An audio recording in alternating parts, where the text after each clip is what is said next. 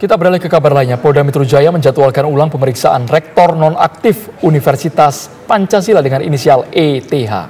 Pada hari ini Kamis 29 Februari, pemirsa, pemeriksaan tersebut dilakukan. Sebelumnya ETH gagal memenuhi panggilan Polda Metro Jaya untuk dimintai keterangan pada hari Senin 26 Februari lalu. Kamis pagi tadi ETH tiba di Subdit Renakta di Reskrimum Polda Metro Jaya sekitar pukul 10 waktu Indonesia Barat didampingi kuasa hukumnya.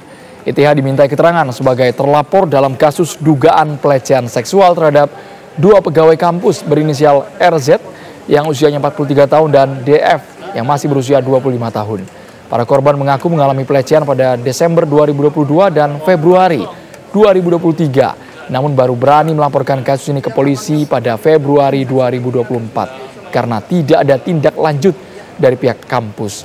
Saat ini ETH sudah dinonaktifkan sementara dari jabatan Rektor Universitas Pancasila. Hingga Polda Metro Jaya telah memeriksa 8 orang saksi, termasuk salah satunya adalah korban yang berinisial RZ.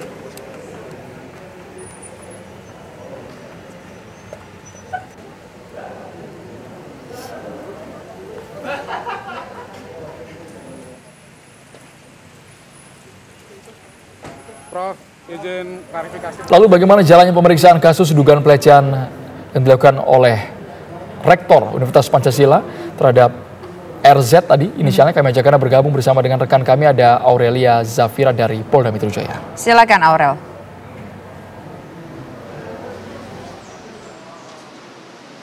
Ya baik Tisa, Andro dan juga pemirsa, benar sekali bahwa hari ini Rektor nonaktif Universitas Pancasila atau dengan inisial ETH dipanggil oleh pihak kepolisian Polda Metro Jaya untuk menjalani proses pemeriksaan atas dugaan kasus tindak pidana pelecehan seksual pada dua karyawan berinisial RZ dan juga DF.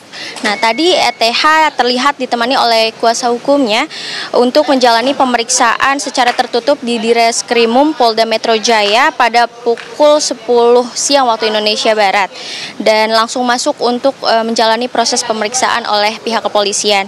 Nah, saat tiba juga ETH kepada teman-teman media sempat membantah untuk melakukan tindak pidana pelecehan seksual tersebut. Nah, untuk proses pemeriksaan sendiri, pemirsa, yang dilakukan secara tertutup oleh pihak Polda Metro Jaya selesai kurang lebih 2 jam hingga pukul 12 siang waktu Indonesia Barat. Nah, setelah selesai menjalani proses pemeriksaan secara tersebut, kuasa hukum ETH mengatakan dan meyakini bahwa tidak akan ada laporan kepolisian yang dilayangkan apabila tidak ada proses perubahan pemilihan rektor. Nah, jadi kuasa hukum ETH ini kental meyakini sekali karena adanya pemilihan rektor di bulan Maret nanti. Nah, kuasa hukum ETH tersebut yaitu Faizal Hafid mengatakan dan meyakini adanya politisasi jelang pemilihan rektor sebagaimana biasanya sering dialami di pilkada dan pilpres.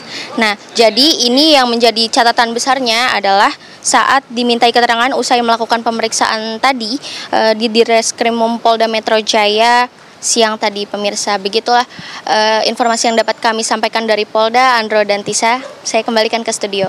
Baik, terima kasih Aurelia Zafira atas laporan Anda langsung dari Polda.